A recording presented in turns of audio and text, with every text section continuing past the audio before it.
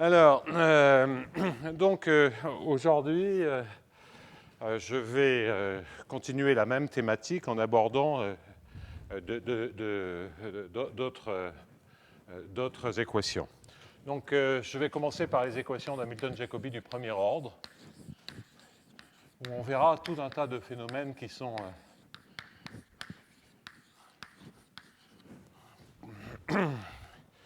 à la fois moins techniques, entre guillemets, que pour les équations elliptiques et un peu plus inattendus parce qu'on commence à capturer un chouïa de phénomènes hyperboliques et on verra toujours avec la vision théorie d'Hamilton-Jacobi de l'optique géométrique, on verra des propagations d'ondes planes, qu'est-ce qui peut leur arriver quand elles rencontrent des milieux qui sont un peu perturbés. Tout ça à très très haute fréquence et de l'optique géométrique. Donc je ne prétends pas du tout faire de la propagation d'ondes, c'est simplement de l'optique géométrique, des équations d'Hamilton-Jacobi du premier ordre, et il y aurait beaucoup de choses à dire là-dessus. Quoi qu'il en soit, donc le modèle de départ, ça va être tout simplement, il pourrait y avoir en plus une dépendance spatiale à une échelle qui n'est pas petite, mais petit, ça peut être 10%. C'est pas ça. D'où la nécessité d'avoir un comportement assez précis. Claude me faisait justement remarquer, je fais une petite parenthèse sur le cours de la semaine dernière, me faisait remarquer que quand même l'analyse, notamment d'un des résultats dans le cadre elliptique, nécessitait une certaine régularité des coefficients. Alors c'est indéniable, vous l'avez vu, c'est une hypothèse, mais en même temps, si vous réfléchissez un peu, pourquoi on s'intéresse à des coefficients qui ne sont pas nécessairement réguliers lorsqu'on prend des équations elliptiques?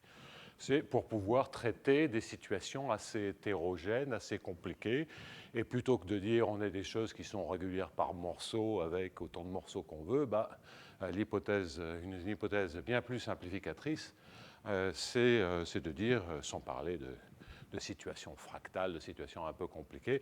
Mais à part des situations fractales, il est quand même rare qu'on ait des cantors de mesures positives qui interviennent dans la définition de coefficients de diffusion dans une question pratique. Donc la généralisation mathématique à des coefficients généraux à l'infini mesurable, c'est une simplification. C'est toujours cet esprit de synthèse qui permet d'être extrêmement efficace, que l'on rencontre toujours en mathématiques. En même temps, vous pouvez penser que ce qu'on essaie de faire, c'est de se dire, au fond, OK, on peut avoir des irrégularités, mais ces irrégularités sont organisées, typiquement sur une interface, sur des choses comme ceci. Et tout ce que l'on fait, là, je vous ai parlé de défauts ponctuels, mais on peut se poser exactement les mêmes problèmes avec des interfaces, etc. C'est d'une certaine manière de comprendre beaucoup plus précisément le comportement local des solutions au voisinage des singularités. C'est une autre manière de penser à cette problématique.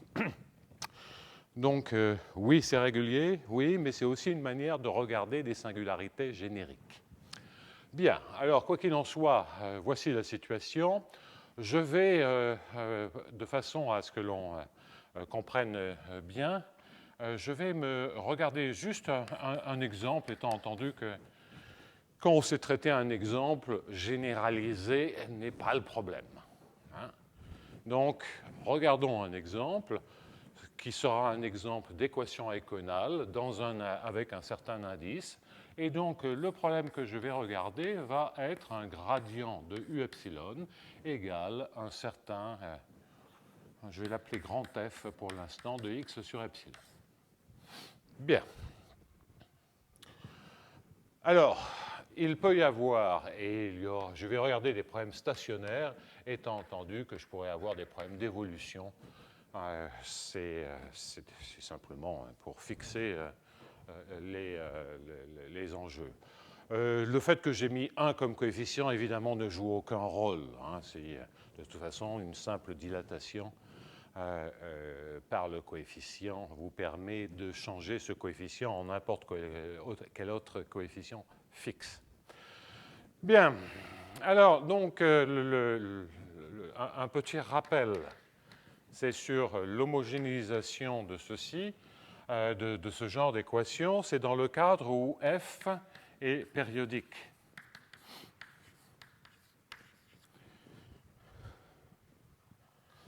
Donc, dans le cas où f est périodique, il y a une éternité avec Raghuvaradhan et Papanicolaou. On avait résolu ce problème, on avait écrit un préprint qu'on n'a jamais publié parce qu'on voulait faire le cas stochastique et que dans le cas stochastique, bon, on ne savait pas le faire. Et cet article a quand même circulé, a été abondamment cité, comme quoi la publication dans un journal, que le texte serve, je n'ai aucun doute, que dans la diffusion, un texte serve, je n'en ai aucun doute, ça c'est quand même utile pour que les gens puissent travailler. La publication dans un journal, on voit que ça ne sert pas à grand-chose, si ce n'est à faire des comptages pour l'évaluation et pour les indices d'hémorroïdes, hein, les fameux indices H. Donc, après les démonstrations, d'autres démonstrations, on avait carrément 2 démonstrations pour cet exemple, et une démonstration beaucoup plus solution de viscosité, très élégante, fut trouvée par la suite par Craig Evans. Quoi qu'il en soit, le résultat des courses, c'est que pour résoudre ce problème-là, il faut résoudre le problème de la cellule. Le problème dit de la cellule consiste à, étant donné un vecteur P dans RD, donc tout ceci se passe pour X dans RD, si on prend P dans RD, on va chercher un V périodique. Résolvant cette équation, donc je prends maintenant Y, ce problème périodique de même avec les mêmes périodes que grand F, plus un certain H bar de P. Et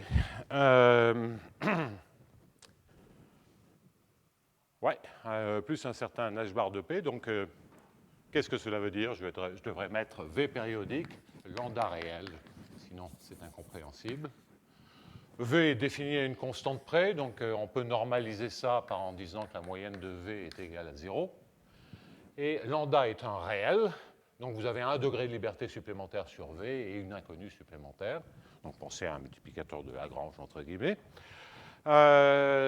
Donc, quoi qu'il en soit, ce problème-là admet un unique lambda tel qu'il existe une solution à un sens adéquat, à savoir le sens des solutions de viscosité. Je ne veux pas insister là-dessus.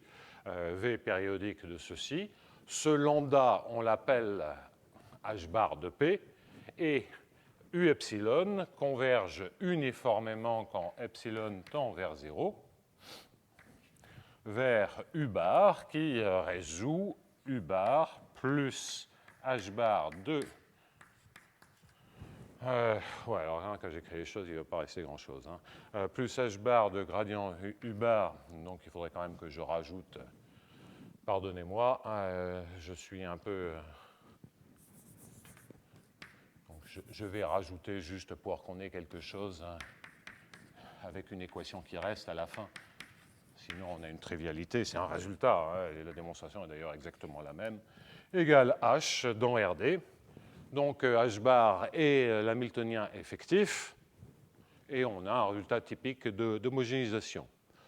Formellement, il faut comprendre que U epsilon de X est assez semblable à U bar de X plus, il faut bien voir le scaling, plus epsilon de V et plus epsilon de V. Ici, V est une fonction qui a priori dépend de Y et est paramétrisée par P. Pour chaque paramètre P dans RD, vous cherchez la solution V, vous cherchez un couple V lambda, solution de ce problème. Et l'intuition que l'on doit avoir de la chose, c'est que la solution se comporte comme ceci. Donc, dans le cas périodique, on a une assez bonne compréhension. Alors, je dis tout ceci avec un peu de prudence parce que dans les équations de Hamilton-Jacobi, c'est la réflexion du phénomène bien connu d'apparition de singularité, les caustiques en optique géométrique. Je ne parlerai pas beaucoup plus d'optique géométrique parce qu'il y a, si on veut vraiment faire de l'optique géométrique, il faut savoir comment on traverse les caustiques. La sélection par les solutions de viscosité étant une manière très particulière et qui ne correspond pas forcément, qui ne correspond pas à la limite à haute fréquence pour des équations, par exemple, d'ondes.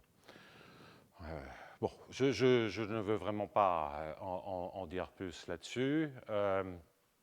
Si ce n'est que, donc, si on oublie ces difficultés de régularité, du savoir que U bar en général n'est pas C1, ben, si on, un peu formellement, on a ce genre de comportement. Un cas particulier, juste pour qu'on voit les choses, c'est que si vous prenez petit h égale à 0, si vous prenez un f qui est positif ou nul, dont l'infimum sur f est égal à 0, bah, si h est égal à 0, on va à ce moment-là assez facilement se rendre compte que h bar de 0, ça vaut 0. Et que,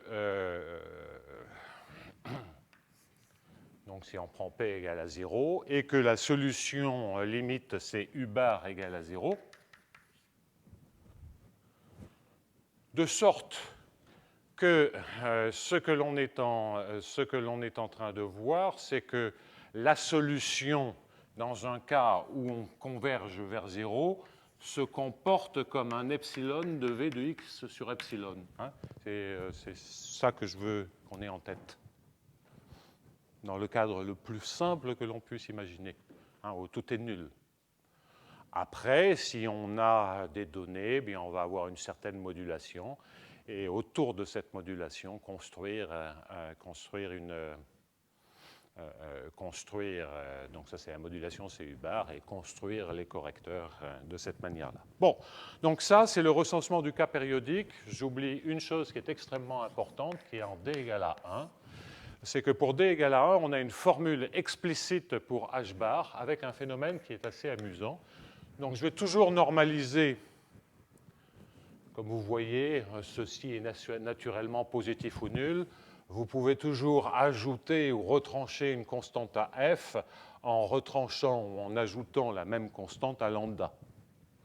Donc, comme il y a quelque chose de positif ou nul, c'est assez naturel de normaliser f. Donc ça, c'est quelque chose que je vais faire tout le temps. De normaliser f pour que f soit positif ou nul et que l'inf de f soit égal à 0. Je fixe la constante du potentiel, fondamentalement. Alors, donc, h bar de P en dimension 1 est égal à 0 si la valeur absolue de P est inférieure à la moyenne de grand F. Moyenne de grand F, c'est simplement l'intégrale, si c'est périodique, de période, disons 1, l'intégrale de 0 à 1 de F. Donc ça, c'est assez intéressant parce que H bar, quand vous prenez une équation d'Hamilton-Jacobi dans un milieu homogène du style U bar T, je passe maintenant à la version temporelle, c'est un peu incohérent, inconsistant ce que je vous raconte, mais c'est plus simple. Eh bien, pensez que Px moins TH de P est évidemment solution de cette équation, solution affine de cette équation, hein, la dérivée par rapport au temps, je mets un h bar, la dérivée par rapport au temps, c'est h bar, moins h bar, et h bar de gradient u bar, c'est h bar de p. Donc c'est une solution classique et ça correspond à la propagation dans un milieu homogène d'une onde plane. Okay ? Et donc là, ce qu'on est en train de dire, c'est qu'il y a un phénomène de piégeage de l'onde plane. Hein, il n'y a plus de propagation. À cause des oscillations. Et plus hautes sont les oscillations, plus la phase de piégeage est importante. Alors, je ne sais pas si vous avez vu, il y avait un certain nombre d'articles sur le phénomène du cloaking, hein, le phénomène du manteau d'invisibilité, hein, qui rend invisible, l'homme invisible. À très haute fréquence, c'est très lié à ce phénomène de piégeage. Et ça, c'est assez générique. En revanche, si P, et la solution n'est pas simple à construire, on peut la construire explicitement, on est en dimension 1, il y a plusieurs morceaux, il faut faire attention. En revanche, si P est supérieur ou égal à F, alors H bar de P est simplement égal à P moins la moyenne de F. Donc, si vous voulez tout résumer, c'est P moins la moyenne de F, partie positive.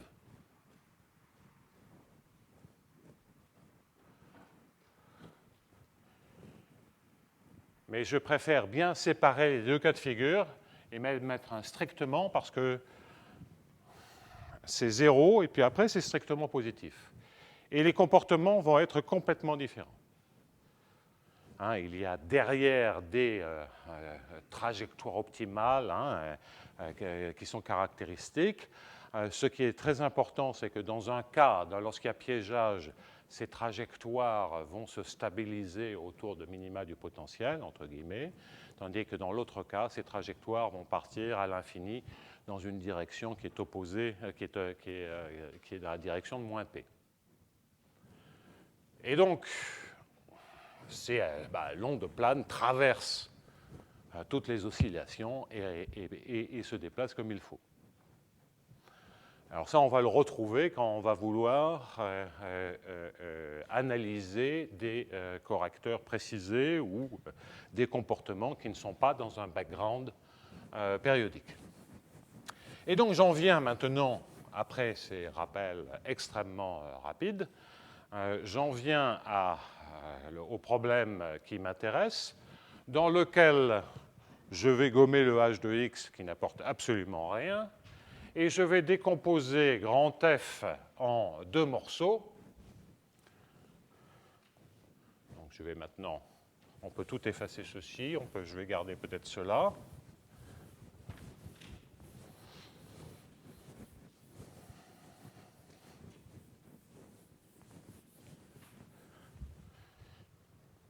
Et donc le problème zoomé va maintenant être... Donc, pardonnez-moi. Je vais maintenant regarder une situation où f de x sur epsilon est égal à un g de x, où f de x est égal à g de x, qui est périodique, plus un f qui tend vers 0 à l'infini, aussi vite que je le veux, qui traduit donc une perturbation. Grosso modo, c'est plus ou moins l'indice. Donc on a un milieu périodique et qui est asymptotiquement, qui est perturbé et qui est asymptotiquement périodique. Donc si F est un support compact, c'est qu'on a vraiment un défaut localisé. Et comme on s'intéresse à des échelles d'ordre epsilon, il est localisé dans une boule qui est d'ordre epsilon. Bien.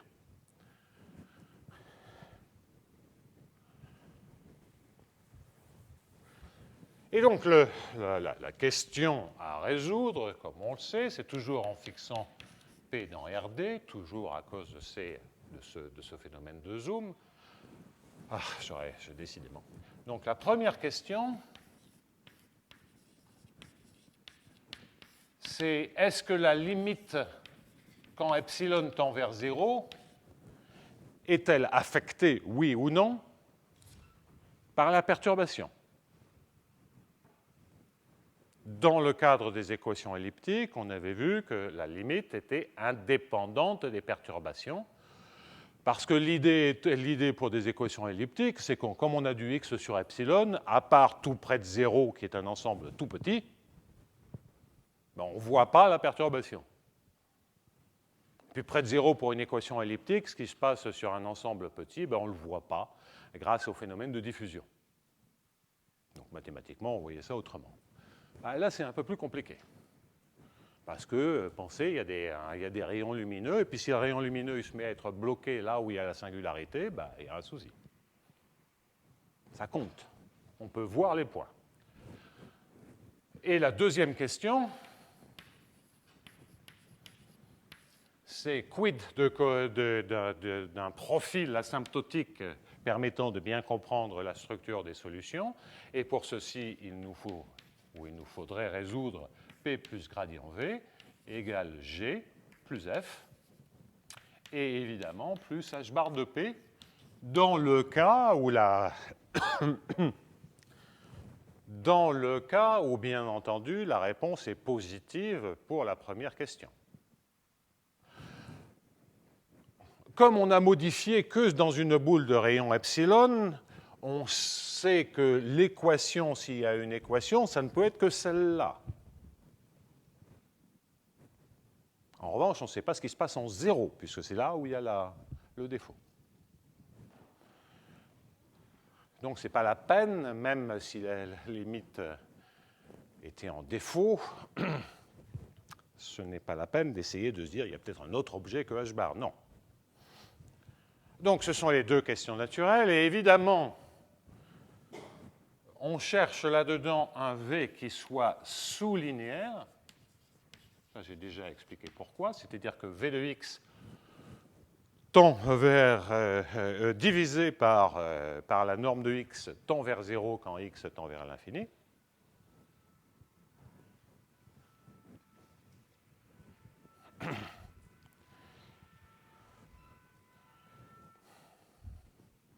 Étant bien entendu que le développement, une remarque, c'est que si on a une réponse positive à la deuxième question, ça entraîne une réponse positive à la première question.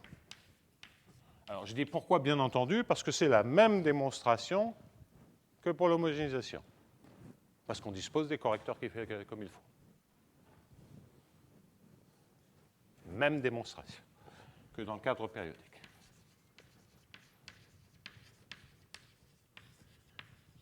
Mais on pourrait avoir que l'équation limite reste la même,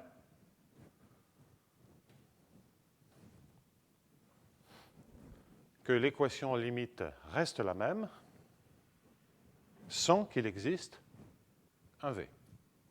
Et on verra que ça se passe. Et en fait, on verra que tout se passe. Et que cela dépend un peu, assez finement, des propriétés de petit f. Alors,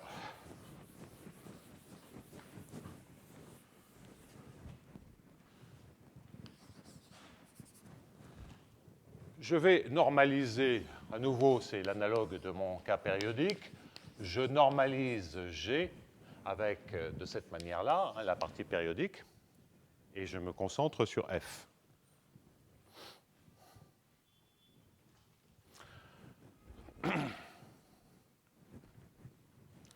Alors, évidemment, pour la première question,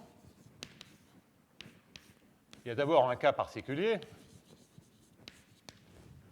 qui consiste à prendre G égale à 0.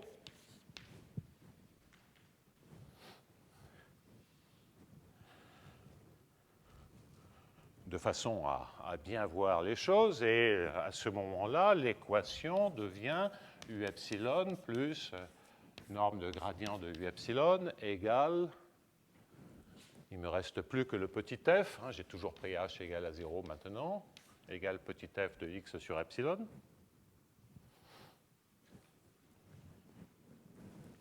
Et dans ce cas particulier, la question que l'on se pose, c'est est-ce que U epsilon tend vers 0, oui ou non?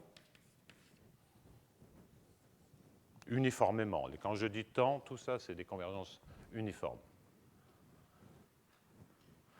Vous voyez pourquoi ceci est une question naturelle, c'est un cas ultra particulier, et donc dès qu'on aura des contre-exemples, déjà, on verra que la réponse n'est pas toujours positive, et puis après, on essaiera d'aller un peu plus loin, au-delà de ces contre-exemples, pour avoir des réponses positives.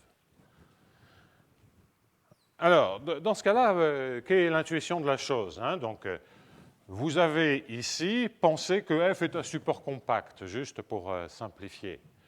Donc ça vaut 0 si le support est, disons, dans une boule de rayon R. Eh bien ça vaut 0 dès que x est plus grand en norme que R fois epsilon, dès qu'on est en dehors d'une petite boule de rayon R epsilon. Donc on a essentiellement 0 comme équation en dehors d'une petite boule. Et dire que tout se passe bien, c'est que la petite boule, à la limite, on ne la voit plus, et que donc c'est comme, à la limite, si on avait l'équation avec 0, et bien entendu, la solution avec 0 de cette équation, c'est 0. Donc c'est un cadre très très simple. Eh bien, vous voyez que vous n'avez aucune chance que ceci se produise si f en 0 est strictement négatif. Impossible. Pourquoi? Parce qu'en 0, vous avez toujours que u epsilon de 0 est inférieur ou égal à f de 0. D'après l'équation. Donc, démonstration redoutable. Et donc, la valeur en 0, elle est coincée. Alors, en fait, si vous prenez un f qui est négatif, juste à titre d'exemple, que vous voyez ce qui se passe, si vous prenez un f qui est négatif ou nul avec f de 0 qui est le minimum de f, évidemment strictement négatif,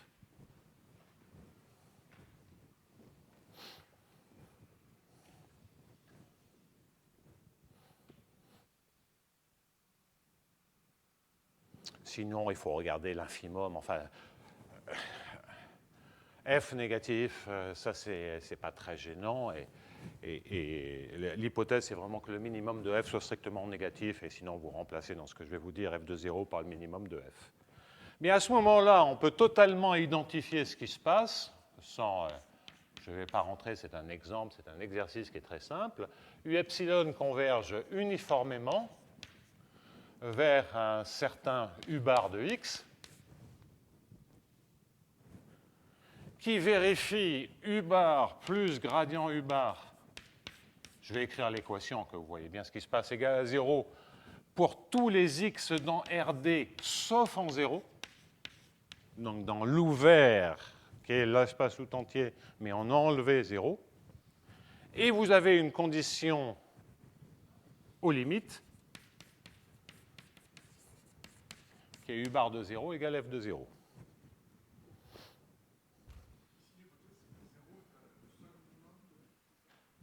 Non. C'est la valeur qui compte.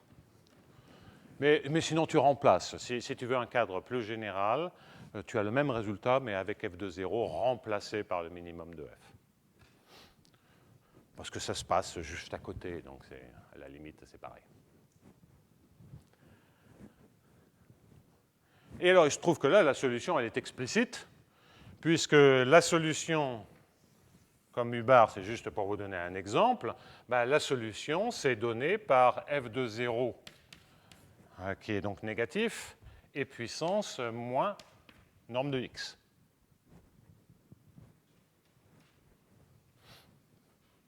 C'est ce qu'il faut, hein, parce que et puissance avec un signe négatif devant moins norme de X, c'est solution de ce problème, sauf en 0 où il y a une singularité. Et c'est une singularité, donc c'est une aile d'oiseau infinie, si vous voulez. Hein.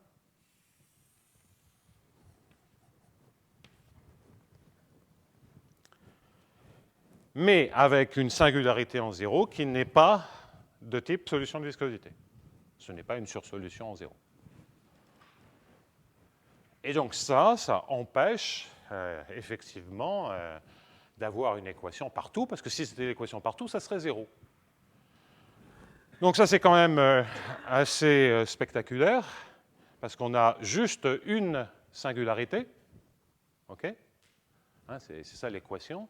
J'ai juste un défaut localisé, et ça a changé d'ordre 1 la solution. C'est-à-dire que le comportement macroscopique, il est complètement différent.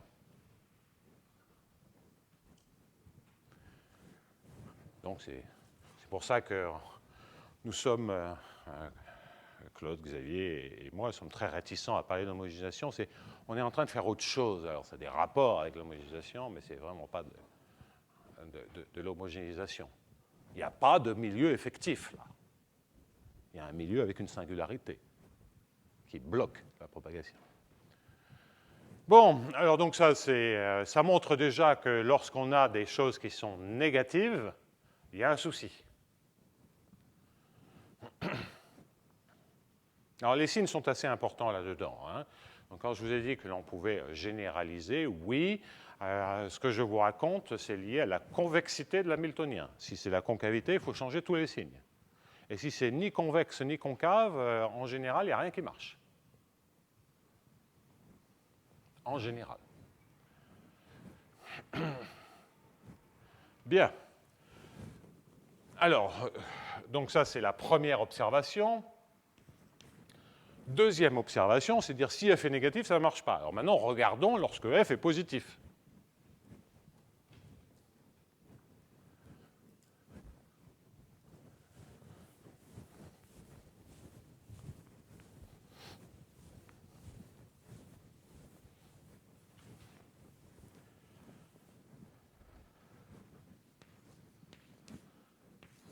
Lorsque f est positif, quel que soit le problème, donc si je prends maintenant un problème très général, bon, enfin, je laisse la longueur du gradient, je reprends mon g de x sur epsilon, je reprends mon f de x sur epsilon, vous pouvez mettre un h de x si vous en avez envie, ça ne change absolument rien.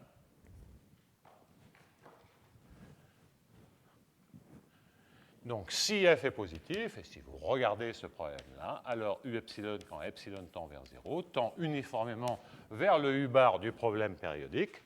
Je vous rappelle toujours que f tend vers 0 à l'infini, et là, on a peu importe la vitesse, et on a que u bar plus gradient de u bar, plus h bar de gradient de u bar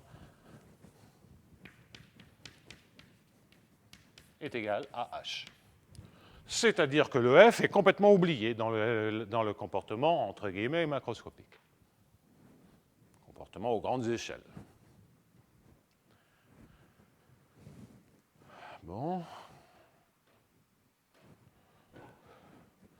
J'ai presque fini la première question. Là encore, hein, je ne vous fais pas toutes les démonstrations parce que c'est...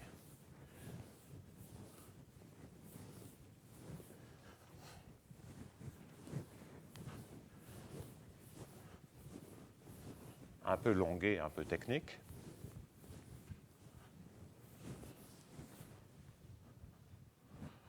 Alors, pour ces problèmes-là, comme G, F, H sont bornés, il est très facile de voir que U epsilon, c'est le principe du maximum, entre guillemets, est majoré par une constante. Mais en fait, U epsilon, il est pris en sandwich par le max de G plus F plus H, enfin plus le max de F plus le max de H, et par le min de G plus le min de F plus le min de H.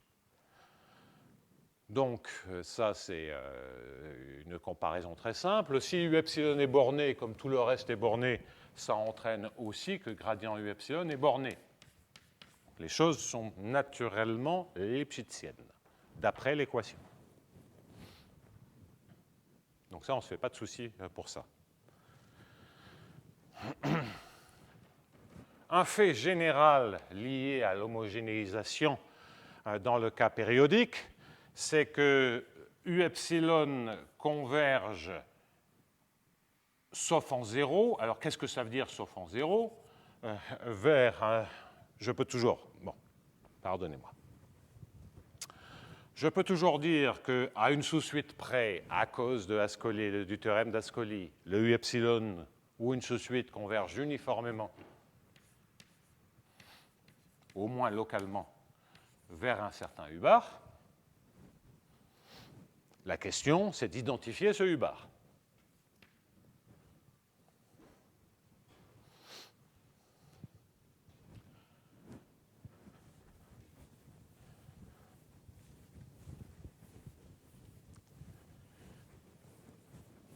Certainement, U bar et Lipschitz Et certainement, U epsilon est supérieur à la solution du problème avec petit f égale à 0, puisque f est positif ou nul. Hein, on a des principes de comparaison pour les solutions de viscosité qui vous disent que plus on augmente les données, plus les solutions augmentent. Donc, comme f est positif ou nul, si vous l'enlevez, eh bien, vous descendez. Et si vous l'enlevez, vous êtes ramené au cas périodique. Comme vous êtes ramené au cas périodique, cette solution, c'est les rappels que j'ai fait tout à l'heure, converge. Donc, je vais mettre U tilde, qu'il faut identifier, pardon, avec U tilde lipschitzien. Eh bien, ceci converge vers le U bar, vers ce qu'il faut. Donc, on sait que par-dessous, ça converge vers ce qu'il faut. Et ça converge vers quelque chose dont on veut que ça soit ce qu'il faut, à savoir U bar. Alors, quid de par-dessus? Alors, par-dessus, ce n'est pas par des majorations.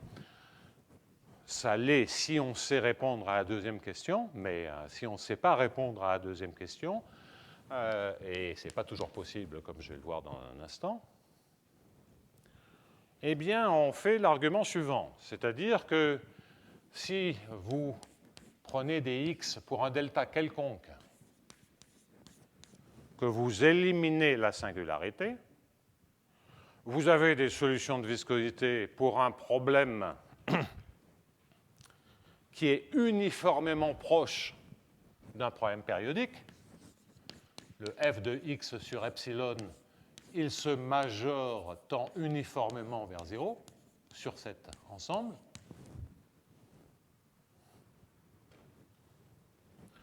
Donc, du point de vue des solutions, on ne le voit pas. Et donc, cela veut bien dire que U tilde est égal à U bar là-dessus. Là, on se sert, pardon, que U tilde, oh là là, je dis des bêtises, que U tilde limite vérifie le problème. Donc, on est très proche sur ce complémentaire de Boole du problème périodique. Le théorème de convergence du problème périodique, qui est un théorème local, vous dit que la limite vérifie l'équation qu'il faut, c'est-à-dire plus h bar de gradient U tilde égale à h. Et donc, ce que l'on a démontré, c'est que U tilde est plus grand que U bar, que U tilde est lipschitzien, et que U tilde vérifie cette équation, pas nécessairement partout, mais dans RD privé de 0, puisque c'est dans le complémentaire de toutes les boules. Alors ça peut être dangereux, on l'a vu tout à l'heure, hein, puisqu'une solution dans RD privé de 0, ça peut ne rien avoir avec la solution. Oui, mais là, on sait que c'est au-dessus de la bonne solution. L'aile d'oiseau, elle est en dessous de la bonne solution. C'est ça qui va nous sauver. Donc ça ne suffit pas pour conclure, parce qu'un point se voit pour les équations d'Hamilton-Jacobi. Grande différence avec les équations elliptiques. Et donc la conclusion, c'est un fait général lié à la convexité de l'hamiltonien, et j'aurais dû dire que h bar est convexe. Mais ceci est somme toute très naturel là-dedans. C'est que dans le cadre d'un hamiltonien convexe, parce que h bar est convexe, ça entraîne que vous avez une sous-solution partout, au sens de viscosité, et inférieure ou égale dans RD.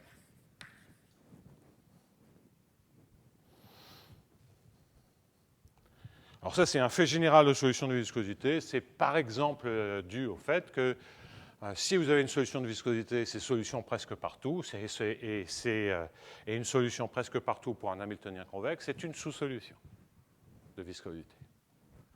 Donc ça, c'est vraiment la théorie des solutions de viscosité qui vous assure ce fait-là. Je ne peux pas en dire plus. Et une fois que vous avez ceci, le théorème de comparaison vous dit que nécessairement U tilde est inférieur ou égal à U bar. On a déjà démontré que U tilde était supérieur ou égal à U bar, c'est donc égal à U bar.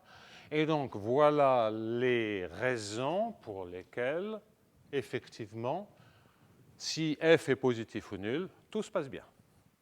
Dans le sens où la première question est répondue de manière positive. Bon.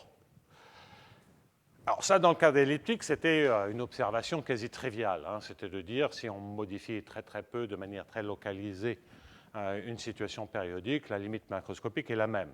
La question, c'était de trouver des correcteurs. On a vu que c'était un peu compliqué. Enfin, de trouver le profil asymptotique. Et donc, ben là, on va se poser la même question, c'est-à-dire que je vais passer à la deuxième question.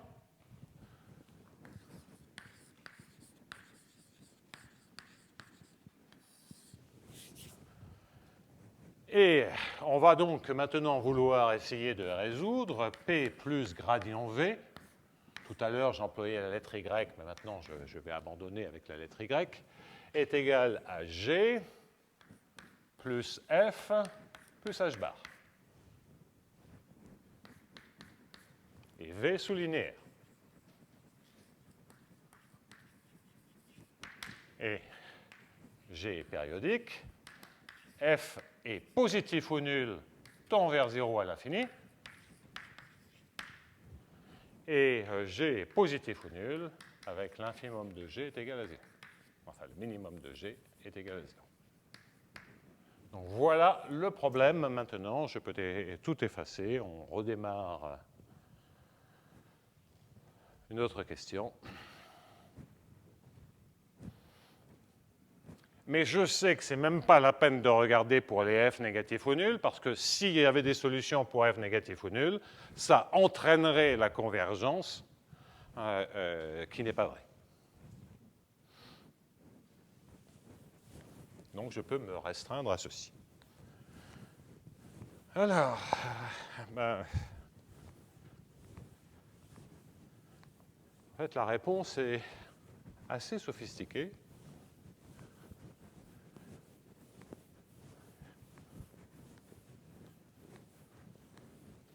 Donc les résultats sont là, je vais les détailler.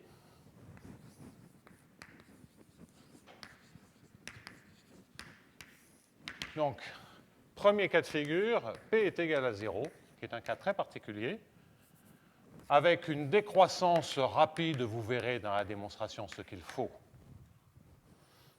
C'est-à-dire que, grosso modo, vous voulez que le sup de F sur une boule de rayon R s'écrase vers 0 de manière intégrable en R. Décroissance rapide de F.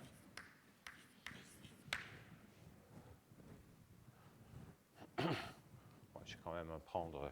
Ouais, bon, c'est bon. Entraîne, il existe une solution. Deuxième cas de figure.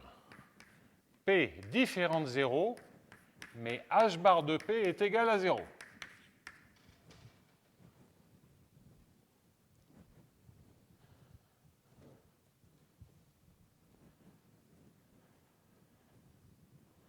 En général, si F n'est pas à support compact, il n'y a pas de solution.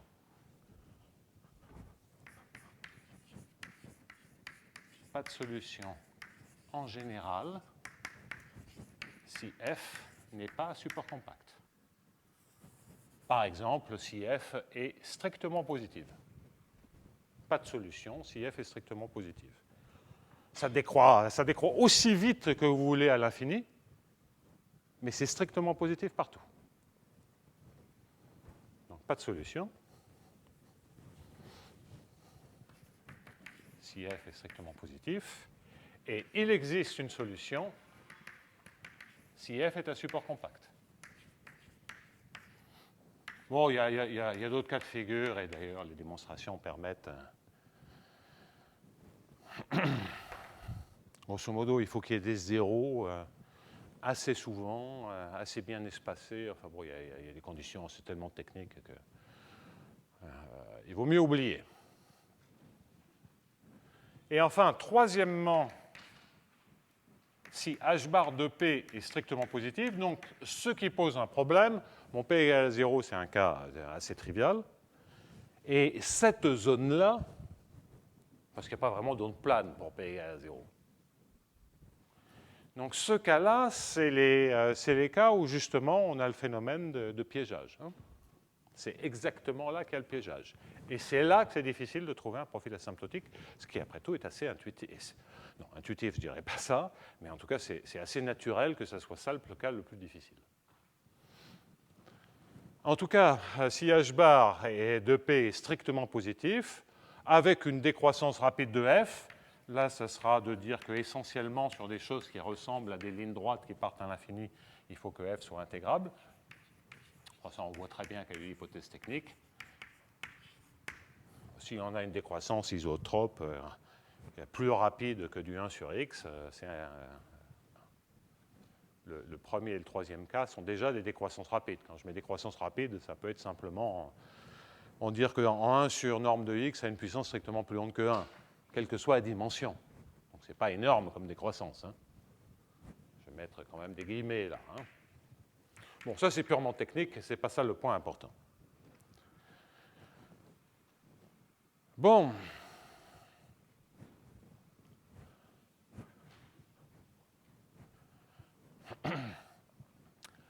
Alors, donc, ce point-là est quasiment standard.